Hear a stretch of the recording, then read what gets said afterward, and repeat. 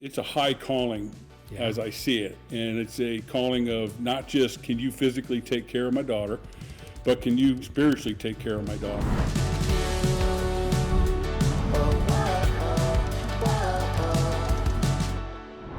Welcome to Crazy Little Thing Called Marriage. I'm Dr. Greg Smalley. And I'm Erin Smalley. On today's episode, we're going to share a real life story of a father's love, patience, and mentorship of his future son-in-law. Amazing story. Powerful story. Later, we're going to have some fun with some marriage tweets that are going to make you laugh. They made us laugh.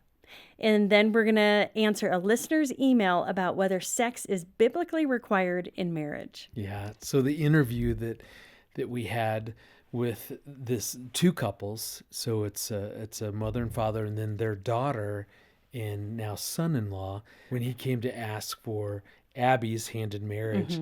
And we've known Curt and Tanya for just a long time, and I've always appreciated Curt's sense of humor, and we banter all the time, and we just really enjoyed them. So to hear the story, it was so precious. Powerful that we wanted you guys to hear it as well. Yeah. So our guests today are great friends of the ministry, Curt and Tanya Kramer. Curt is a coordinator for an organization called Nations of Coaches. They support college basketball coaches with relationship building, coaching skills, and various aspects of their lives, including building their marriages. Yeah. Curt and Tanya are joined by their son-in-law and daughter, so David and Abby Stasko. And their family story is such an honest and real experience that they have. So we really hope that you enjoy it.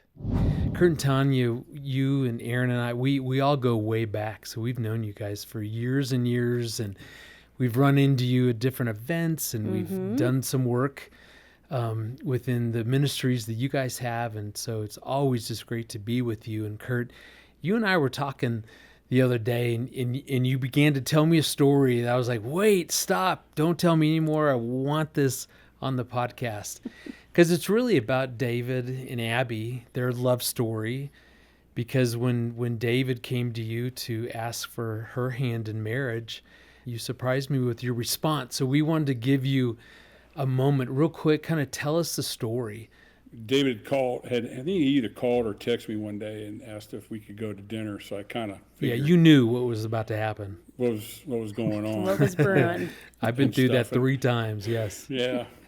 I think they had been dating about 6 months or so. And we knew David decently, but not obviously like we do now. Yeah. I did know is that he was new in his faith. Anyhow, we went to dinner, and I remember the exact place, and I remember the table. I remember right where we were sitting, and we kind of had general conversation. And then he asked me, he says, "I would like, I'm here because I want to get your blessing to ask Abby to marry me." And I was actually prepared prior to this in my mind for an answer to this, and a lot of it came from the fact of some ministry that my wife and I were doing with engaged couples. Yeah. And then extending to some married couples as well, and doing some mentoring and some counseling with them. And it's something that my wife and I had talked about, but I didn't know it was going to come this quick. So anyhow, my response to David was no. And I can't wait to hear from David. Yeah. It sounds like Curt was David, that he was really gentle. No. Yeah. Nope. I can be fairly direct, as you know, and as my family knows, and everything. But I told him, I said no, and I began to explain to him my conviction for it and really why. And it stemmed around the fact that he was new in his faith. And there was some aspects and newness to that, and I needed to see some maturity in that needed to take place before I would give Abby away to him. And it really stems from the fact that I really firmly believe that we are called, especially as Christian men, when it comes time to ask our girlfriend to be our wife, that's a calling, and it's a high calling. Yeah. As I see it. And it's a calling of not just can you physically take care of my daughter, but can you spiritually take care of my daughter? And that's what I said to David. I said, David, can you physically take care of Abby? and knowing some things, some transitions in his work, but also knowing what Abby was doing. She had graduated from college in 3 years, that she was also going for another degree and a nursing degree, and knowing that she would extend that to a master's type of degree and stuff. So I said to him, I said, can you support her, physically from a financial standpoint? And he was like, well, that's when you go, yes and would. No. Yeah. And I said, maybe. Exactly. And I said, when you get married, you get all of AB. I don't get in the midst of your finances and things of that nature. I said, Ton and I. But you did ask him for his credit score. That felt right, David. A little weird. I did. I did. And he was reluctant to give that to me. Well, it makes sense. But through some physical persuasion, I did receive that. But from that point, I just said, but David, I said, the number one reason. I said, I said, it's 1A and 1B, and that's 1B. 1A is, are you really ready to take care of Abby spiritually? And I said, I don't think, being a new believer, that you're ready to lead her from a spiritual standpoint, as God calls us as men, as a spouse to our wife to lead. And I said, you're not there yet. And I'm not prepared to give that responsibility over to you yet. She's still my responsibility, physically and spiritually. But I'm a solution-driven guy. And so I have solutions for you. And I said, here's my expectation. You and I are going to meet, and we're going to meet every week. And I don't know what that time frame is, but we're going to meet every week, and we're going to go through a Bible study together. And we started with Kingdom Man from Tony Evans. Oh, yeah. From there, we went to 1 John. From there, we went to James and stuff. But I told him, I said, here's the deal. You will come prepared every week. You'll come prepared with notes. You'll come prepared with questions, with responses. You will be prepared. I want you to know what we're reading, and I want to hear from you and see growth. If you come one time unprepared, then you're done. And I don't mean you're done with me. I mean you're done with Abby. Because if you can't commit to me knowing what this could lead to, you won't lead her. Then when it comes time for you as the husband to lead her, you'll make an excuse. And I said, so I want a full commitment from you that you're going to do this. And he looked, and there was no hesitation. He said, okay. Wow. And I will tell you, he did not fail in that one time. Wow. Not one time. Wow. In fact, the second time he came to me to ask me for my blessing, that was easy. It might have been difficult for him initially. I don't know, because he probably wasn't sure what I was saying. We're gonna get into it, so don't worry. Yes. My first thought is, one, it's hurtful that you didn't ask him to read a Greg and Erin Smalley book, but we'll overlook that for now. But I that's why when you told me that story, I was so struck by that, because I don't know, maybe in our culture today, even our Christian culture, I don't hear that a lot. I've heard that before a few other times, but I just thought that was amazing. It inspired me as a dad of 3 daughters as well. But David, what was this like for you? So I imagine you were ready to get the blessing. You were ready to take that next step in the relationship with Abby. So when you got the no, what was that like? So I went into that expecting like a yes. Sure. I was all about marrying Abby, and I thought, I had done all the right things. And so when I got the no, I was caught off guard. I bet. And, yeah. You're asking dad, like you're honoring him by asking for his blessing. Yeah. I bet you were caught off guard a little bit. Yes. So, yeah. Initially, I was, I wouldn't say like hurt, but I was motivated. Okay. Like he was saying, I said okay to committing to going doing Bible studies with him, and I did every one. I didn't want to. I wanted to show. You wanted to spend your life with her. You were, you weren't going to mess this up. Yeah. Yes. No, this sounds so much like the Old Testament story of Curt plays the role of Laban. If you remember the story when Jacob wanted to marry Rachel, and he ends up saying, well, good, work for me for 7 years. So you guys are living out that story. That's really cool that you decided to bring the Old Testament alive like that. Yeah. Abby, what did you think? What was that like for you knowing? Did you know he was going to talk to your dad? Yeah, I knew. I didn't have to ask him how it went. I saw it like in his face and his demeanor. Yeah, when he threw the ring across the room, and yeah. But I also trusted that my dad had the right intentions with his decision. But also I questioned, like, because selfishly, obviously we knew we wanted to get married. Yeah. But God definitely spoke through my dad that there was still a lot more seasons of growth that we needed. And we see that now, but it was hard to see at the time I bet. Yeah, right. I bet. we were like rejected. And it was hard a little bit for us because obviously, like, as a man, you take that personally. Like, Sure. Yeah. it's hard not to question your worth or, after that. Yeah. So, Feeling failed or whatever. Yeah, sure. yeah. But I do obviously trust my dad's judgment. I know when Greg told me the story, I have to hand it to you and David that you honored your dad's request. Yeah. And that in many ways you submitted to what he had requested, both of you. David, you showed up once a week for a year, having your lesson done and with questions. And Abby, you honored that. And so I just respect that so much because I think, especially in today's culture, so many couples would just go, we're just getting married. We don't care. Like, what does he know? But instead, even now, you say, I see it was hard in the moment, but I see that on the flip side of it, there's a benefit to us now. Tanya, what about for you? So did you know that Curt was going to say no? Did that come as a surprise? Had you guys talked that through? Did you try to talk him out of it? And what was that like for you? I did know.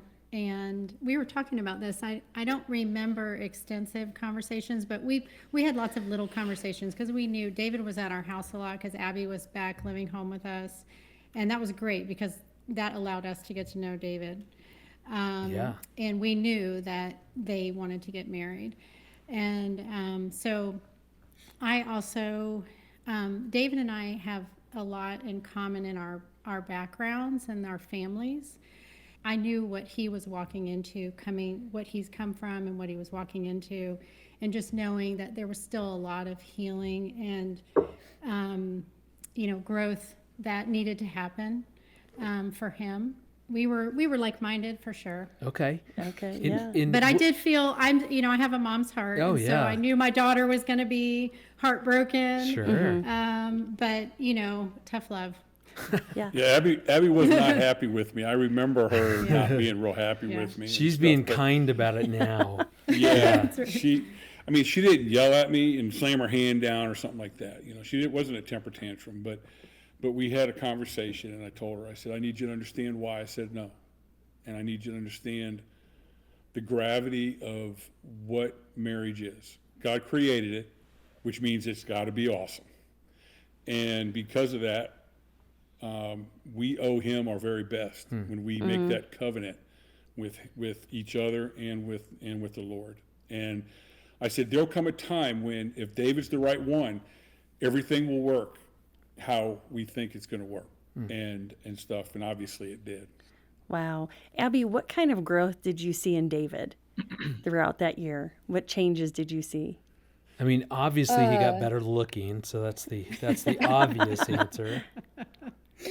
I think the biggest thing I saw was, like my parents had mentioned, he was going through a lot of internal battles at the time that he had asked.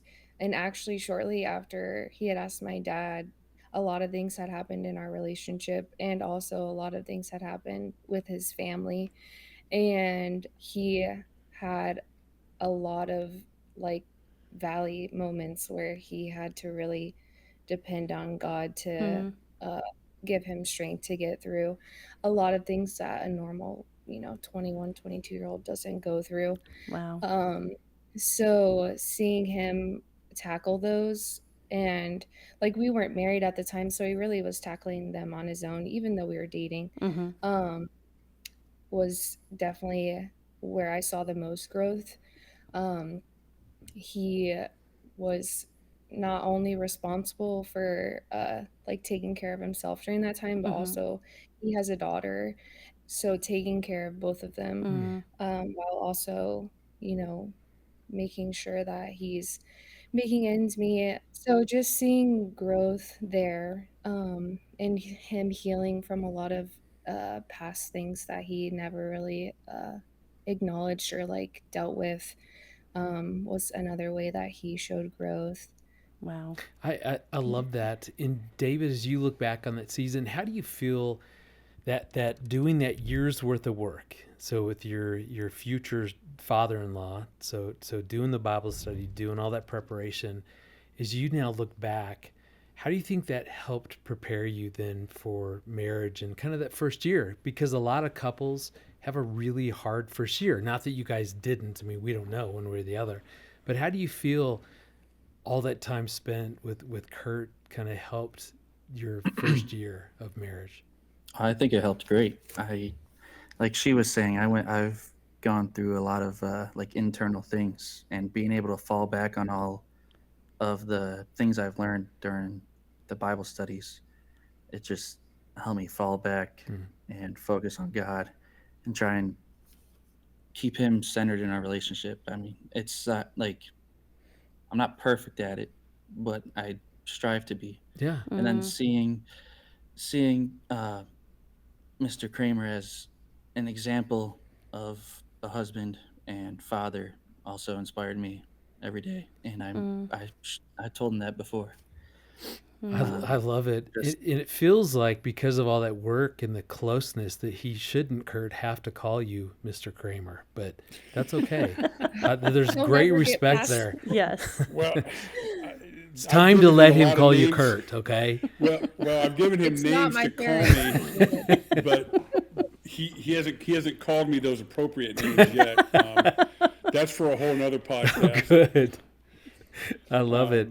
How did it impact, Curt, for you? How did that year that you guys spent together, how has that impacted your relationship? Because Abby, you guys have been married how long now? Since August last year, so 9 not months. long. Yeah. Okay, it hadn't even been a year. Okay, No. I was So thinking it this was is longer fresh, than yeah. that. Okay, Oh no, yeah. but Curt, how do you feel like that impacted your relationship with David? It allowed me really the peace to be able to give our daughter to David and say, okay, she's now your responsibility from a physical standpoint and really greatly from a spiritual standpoint. Doesn't mean we quit being parents and we don't quit feeding into them and we're not available for them. But it gave me just a real peace about it. I mean, I watched David, who he was initially, and he did spend a lot of time at our home when they were dating, thankfully. But because of that, I saw him go from really a new believer, fresh in his faith, not really knowing anything more than I know Jesus Christ is my Savior and Lord. I know He is the King of Kings and Lord of Lords. I know He died and rose again, and He's my Savior and things. But it went from that to seeing him take Scripture and apply it. I was starting to see application in his life. And I started seeing where God was using him. He's in the construction field, and specifically in plumbing. And that is a very hard and rigid and kind of a dirty profession from a mouth standpoint, from a living standpoint. And he was living his faith out in the midst of that environment. Guys were coming to him trying to challenge him on his faith, and he was answering these challenges. I love it. And we were talking about these things going on, and guys would have something happen, and who would they go to? They'd go to David. They know where David stands. David doesn't go to work and then go out with the guys and all this other kind of stuff. Because I also saw a very responsible young man. Responsible for himself, yes, which, at the end of the day, it's pretty easy for me to be responsible for me. I'm selfish, so it's kind of easy and stuff. But he was responsible for a little girl. And there was no way he was going to allow something from the outside to take that focus from him. Well, then we started seeing balance, and that was his relationship with the Lord, his job, his daughter, and now dating Abby, and started to see, this balance of real growth from the physical and the spiritual standpoint, and how it mirrored each other. So when I knew they were coming up here to see us, I knew he was gonna ask, or at least I had a feeling he was. I remember telling Tom, like, this is gonna be easy. I mean, from what I've seen, this is easy and stuff. But our relationship went from, kind of, which is normal for a boyfriend dating your daughter. It goes from a real surfacey, I'm going to kill you, I have no problem going to jail, to now I have absolute trust in David. And now it's the expectation, I expect you to lead her well. And, spiritually. I don't worry really about the physical aspect, because I feel like if he does the spiritual right, the physical follows. Really, on a daily basis, I see real spiritual growth and real God impact, Jesus impact in his life. David, what's that like to hear that from your father-in-law? Encouraging. Yeah, I bet. I feel like I don't know. I don't know how to answer that. Yeah. All I know is I want Curt to be my father-in-law now too. So yeah, hopefully Erin's dad won't mind if I just, I'll rehome myself into the. I'll counsel Erin's dad. Exactly. Yeah. You could tell him no. Tanya, you and Curt, you guys do a lot of work with premarital couples. I know that's been a part of your ministry, passion of yours. What are some of the big lessons, big messages that you guys often really try to convey to those couples? Is there, thinking about the wedding day? Is there focused on, the actual ceremony, all that stuff? What are some of the things that you guys have learned over the years that you really want to convey to them? Oh, there's so many things. We always start with, how God created marriage. What does He say about marriage? We want to make sure they have a foundational view of marriage, and we talk a lot about communication, which you guys have taught us a lot about. So we both how to do it well and not well. Yeah, right. No, yeah. and the emphasis on the not. Yeah. That's so foundational, obviously. And but one thing that I love to share at the end of we do an engaged course, and I love to share the scripture from Revelation where it talks about us, the being the bride of Christ, and the celebration, and how that, represents, your reception. To walk into your wedding thinking about that, thinking about, what the covenant you're making, and then this celebration, and how that mirrors what it's going to be when we're united with Christ. And it reminds me of Abby and David's, the verse that I kind of claimed the week of their wedding was in Nehemiah 8, and just celebrate with great joy. The Lord was so kind at their reception to just show us even another side of David there. And we had never met any of his family except his mom. We'd never met his dad, and then all his family's up in New York, and so they came down for the wedding. And so I was a little nervous, but they were wonderful and so kind. But his best man shared something about how David had impacted his life, and it was in a spiritual way. And just interacting with his family and being with them that day and sharing in that moment, the Lord was just so kind to give us side and just to unite our families and have that celebration together. Oh, I love that. I do too. Yeah, I bet you were too. nervous And because I'll- Curt was there, so you weren't sure what he was going to do or say. I get it. Generally, it's what I may say, not about what I do. But and I'll say his best man too. That was because of work. They were colleagues, Okay. and so it's just another example of David living out his faith and the testimony that the guy gave about David. I mean, I'm sitting there and I'm just like, wow, this is. I wish my two sons were sitting next to me because I want to nudge them and go, why aren't you like that? But they're Be great, more like though. David. That's the new That's right. message That's for right. your boys. But our boys are great too. But anyhow, But they're no David, so yeah, they're no David. we get it. That's Now I'm looking at my three and thinking, yeah, I want to have them meet David too. Abby, I just have to ask, what was it like for you knowing that David was willing to wait that year to meet with your dad? What did that mean to you? Obviously it meant a lot just knowing that he was willing to still show up and like pursue me despite like rejection. Because honestly, any man might have just left Yeah, Yeah. and not Right. taken my dad up on that. true. Yeah. I felt very like honored and valued. I bet. And how about having your dad take the stand too? That I will not release my daughter to you until you do this. Kind of taking a stand for you and your value. Yeah. Honestly, that is my dad. It doesn't surprise. I wasn't surprised So you were used to by that. his response. Yeah. Yeah. I heard it all the time, like growing up, The man that takes you away better be She's our only amazing. girl. She's our baby. Yeah. Right. Ah, yeah. He's gonna have So to. he Yeah, constantly remind me that the man better be, amazing.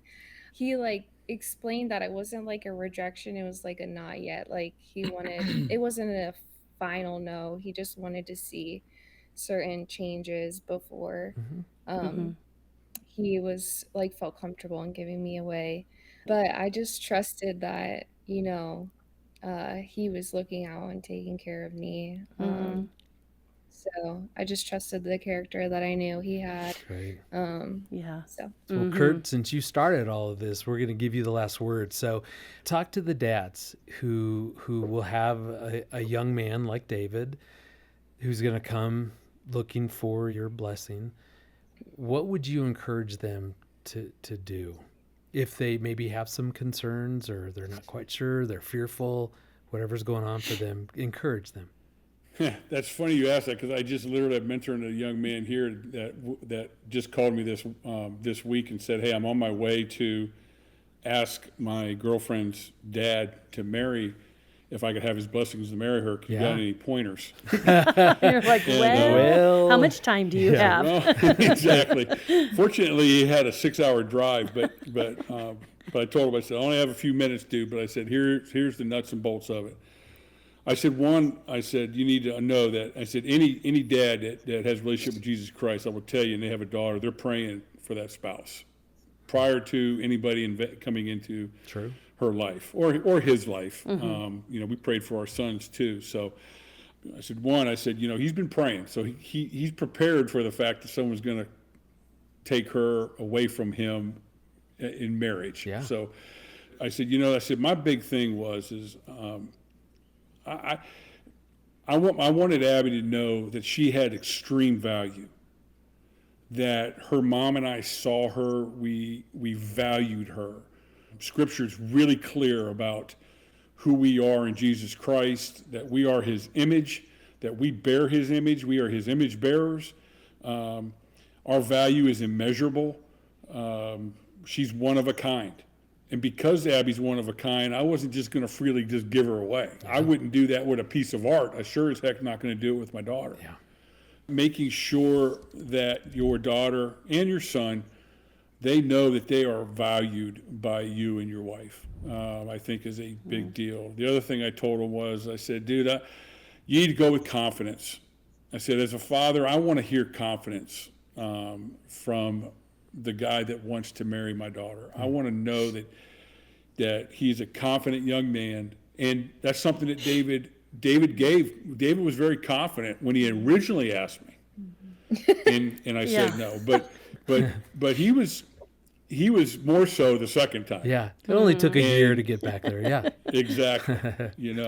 It's knowing the calling that we have upon us from our Lord and Savior to lead our families and to lead them well. And God created a hierarchy. We did not. God says it's me, it's man, it's woman. Woman submits to man, man submits to God. Tanya has no business submitting to me if I'm not submitting to God. Yeah. And I have no business to think that she should submit to me if I'm not submitting to God. So I needed to make sure that hierarchy is lived out daily.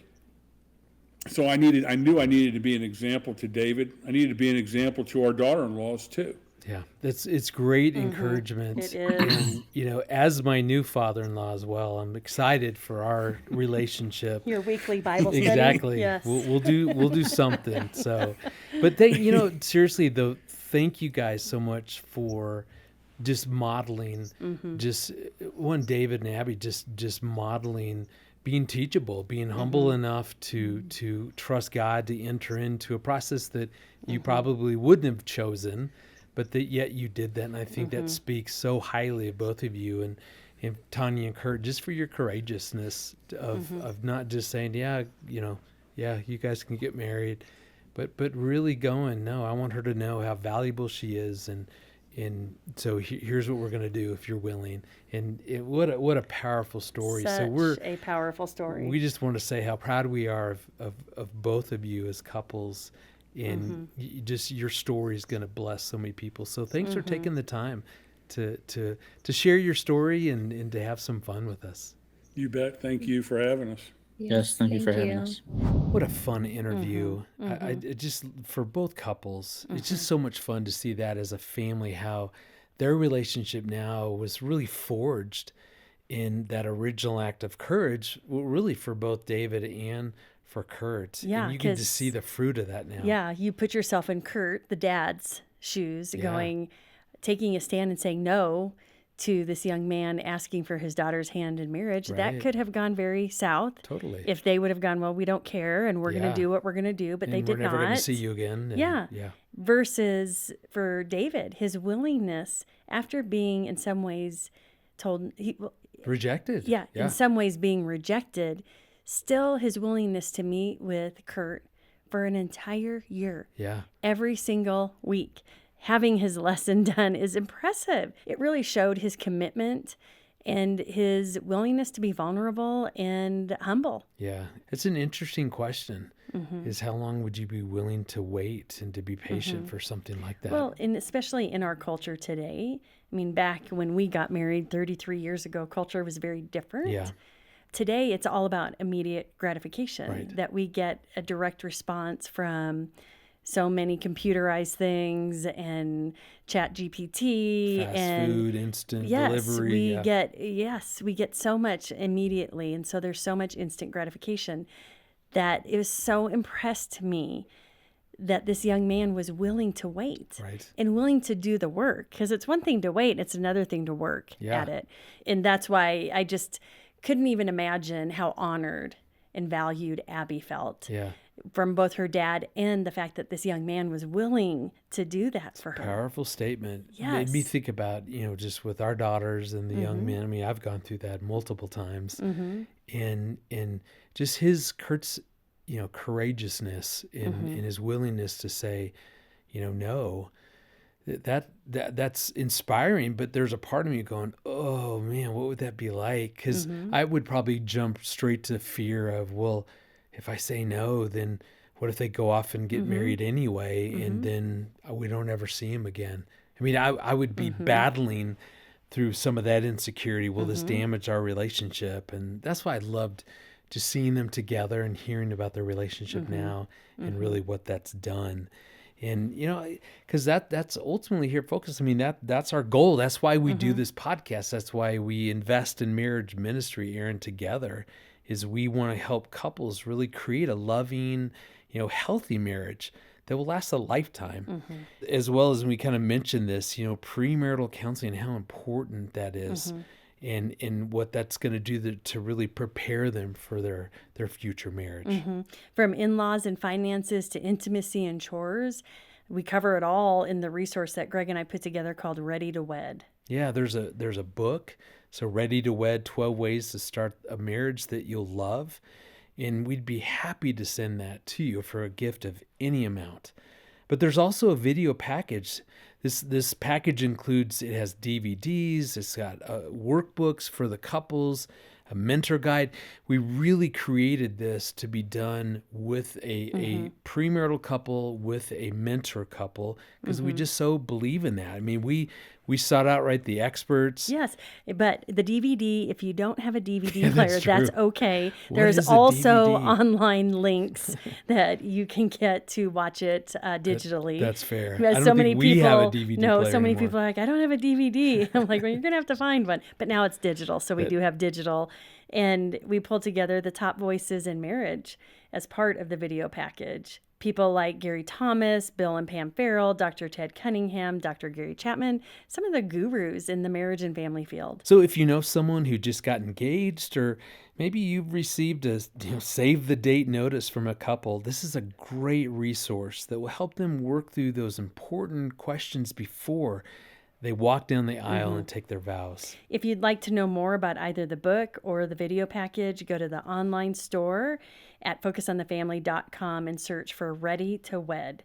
We'll also have more information about premarital resources in the show notes. We create the podcast to give you practical marriage information, and if you've listened for a while, you know that we've got to look at the fun and crazy side of marriage relationships too. It's both. It's Yes. both a serious thing that requires work, but it's also the greatest adventure you're ever going to be on. And we want to honor the fun part of marriage as well. So we thought that we'd read some funny marriage tweets.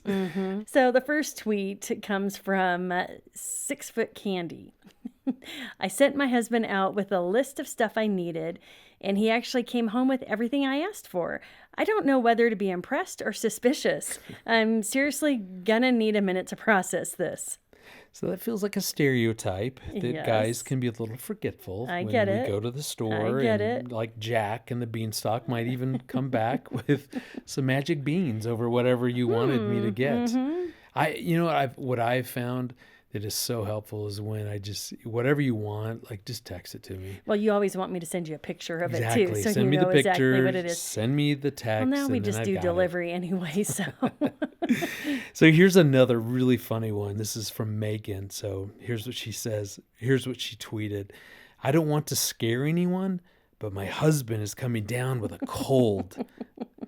Okay, that's a little offensive as I really thought about it. Funny, Yeah. but a little offensive. But there is right? the stereotype that men can be a little dramatic when they're sick. It's called the they, man They flu. won't go to the doctor, but, things aren't going well. We just want to give you an opportunity to care for us the way that you long to. That's all we're doing. I got to tell you though, when I do get sick, there's nothing better when you dote on me in that way and take care of me, get me soup, get me but whatever. of course, anyone who is a nurse knows that oftentimes we're terrible caregivers to our A little husbands. compassion fatigue, perhaps. And you do a great job. I appreciate yes. that. So here's another. Dan tweeted, my wife has this cute way of saying, I need to do something by saying, we need to do something. That is so true. Yes. Dan, you're my hero for He's picking tweeting up that on out. something there because we actually means you. Right. So in essence, when I say that, I'm saying, yeah, Greg, I need you to do this. But I Yeah. say we might need to turn the air up. Right, just to draw me in as if Yes. we're this amazing team and we're going to be doing this together, bearing one another's burdens. Yeah, you just yes. really mean me. Yes. Well, Raul tweeted, I told my wife it's been 4 days and my wrist still smells like the cologne that I tested. She gave me this long blank stare and said, so you sprayed that on your watch band? That's what you're smelling. But he kind of gets it because he finished with, just in case anyone is wondering who has the brains in our relationship. So that's a funny. great way to highlight his wife and to say how amazingly brilliant she is. Yeah. So here's the last one. So this is from Mama Jessie, and she said, IKEA needs to provide better descriptions on their furniture. Like, what is the divorce rate for assembling this TV stand? Okay, so Mama Jessie, you are the wisest person I've ever heard. You get it. You know, that is so true. It's so true. I read a whole article on this. What putting IKEA stuff together does to a marriage. How many divorces I think I do they actually wrote should an be article responsible? on this. Did yeah. you really? Yeah, and thank goodness we have our daughter Annie who puts everything together. She loves the more pages, pieces, the greater the challenge, the more she loves it. Yeah, so just pray that one of your children just loves to build things, and you just give them all the IKEA pieces. She really does do She does. a great job.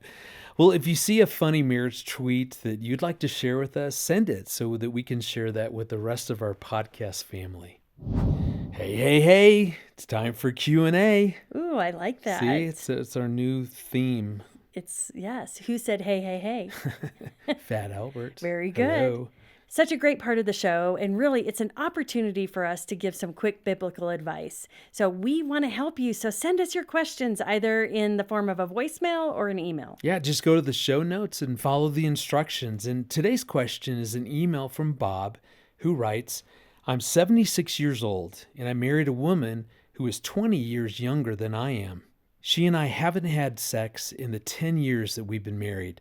4 years ago, she moved into the guest bedroom because she said that my snoring wouldn't allow her to get a good night's sleep. She recently told me that our marriage is more like having a roommate that you kiss on the cheek. I know that she isn't happy with not having any kind of sex, and because it's gone on for so long, she's built up a wall around her heart. She's different than she was when I first married her. What can I do to chip away at that wall? You know, I think I love her more than she loves me, and it's because I didn't fulfill her expectations as a husband. Am I biblically required to have sex? Wow. I so appreciate, Bob, you writing in this very vulnerable question. It sounds like it has been 10 years of some disconnection. Yeah. And that can be painful for multiple reasons for both parties. Yeah. And without knowing her side of the story and hearing yours, it does sound like it's been painful. Yeah. And Bob, again, we appreciate just that you're being curious. You know, am I biblically required to have sex? How do I chip away at the wall around her heart? And I would say, you know, Bob, for me, when I read the scriptures, I think that we are so strongly being encouraged to have regular sex with our spouse because of what that does. Like you think about our 1 Corinthians 7, 3 and 5. So this is the verse that's really talking about, you know, a husband fulfilling his marital duty to his wife, you know, likewise the wife to her husband. As a matter of fact, you know, if you do take some time, take a break for prayer, you know, make sure that you're coming back to have sex. So I think what Paul was saying there is that sex is a really important part of a marriage relationship. This is a gift that God's given. And certainly if you take a break, especially for prayer, but he's saying, hey, if you take a break and make sure that that's short-lived, that ultimately you guys want to protect your marriage, you want to strengthen your marriage, you want to bless the individuals by making sure that you come back around and continue having sex as a couple. And so, Bob, that would just be one example of a verse that really is, it's laying out why this is so important within our relationship. And not having sex definitely can have some emotional consequences within the relationship. Totally. There's distance. That sex is something that brings us together and builds intimacy, even the physiological response that our body has. Yeah, the oxytocin that's released, for example. It's a bonding hormone, right. And it brings us closer together. Yeah. And so it makes sense that there's some distance right now. And that's what she referred to in your email, having a roommate. You know, she describes it as having a roommate. And so what do you do? What do you do when this has gone on for 10 years? 10 years is a long time that this has gone on. And so I would say first and foremost, presenting the opportunity to go in and talk to a licensed Christian counselor. 100%. Because it's going to take some unpacking. Right. Multiple layers 10 and years is a levels. long time. Yes. And begin seeking to understand what has gone on for each of you. Yeah.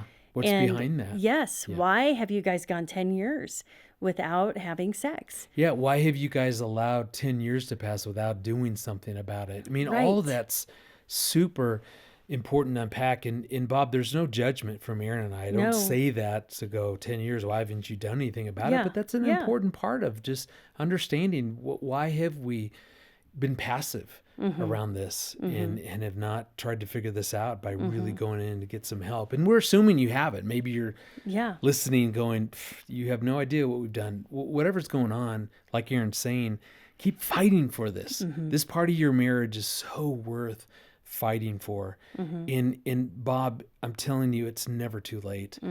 10 years is 10 years. Okay. Imagine the next 10 that you guys get to have together. This being a beautiful part of your marriage and what that can look like. And so in addition to a counselor, making sure you guys are going to a physician to check out, are there any medical issues going on that we need to address and be proactive around those things. And you talked about that she's sleeping in the guest room because of the snoring. Yeah. We always say, that's not an uncommon thing. If that's the case, start off in the same bed. When you go to bed. Go to bed at the same time, check in with each other, pray with each other, and there's always the possibilities of intimacy. Yeah. However, that's something that I would work toward, and I would do that under the supervision of a licensed Christian counselor. Yeah, someone who has the expertise, especially within the sexual relationship. The last thing I would say is you talked about how do I chip away at her heart. And this is a very small thing, but I think it's an important part of understanding that we don't chip away at someone's heart because their hearts are closed for a reason. So as you try to chip away, it actually makes her feel more unsafe. Instead of thinking, how do I chip away? Really, it's going, how do I start to create a marriage, a relationship with my wife that feels like the safest place on earth? So really turning your attention to what are ways maybe I've been unsafe in the relationship. Again, maybe she has as well. She's just not asking the question, Bob, you are. So how have I been unsafe? What would safety look like? Could I ask her, and maybe she'd be willing to give me some ideas on what would safety look like between us. Yeah, it's really looking at how have I contributed to Right. this. You can't control what she does or doesn't do, but you have full control of how you're showing up. And so really before the Lord going, Lord, how have I contributed to the distance in my marriage? How have I contributed to creating a marriage that hasn't felt super safe emotionally? And it's not owning all of it. Because both of you have contributed to Right. this. I don't know all the circumstances, but really I say, Bob, own what you can and what you're responsible for. Yeah, and fight, Bob, for your marriage, for this aspect of Yes. your relationship. It's so important. It is so important. Thank you again, Bob, for your question. And we're going to send you a free copy of Crazy Little Thing Called Marriage. Well, thank you for joining us on a crazy little thing called marriage. Yes, thank you for following the show and sharing it with your friends and family. We want you to have a seat at the table every week as we help equip you and your spouse to have a lifelong satisfying marriage. Yeah, we want to see you guys growing spiritually, really connecting with the Lord as individuals and as a couple. So you can turn around and invest in other couples to help them build thriving marriages. Well, thanks for listening. We'll talk to you again next Monday about this crazy little thing called marriage.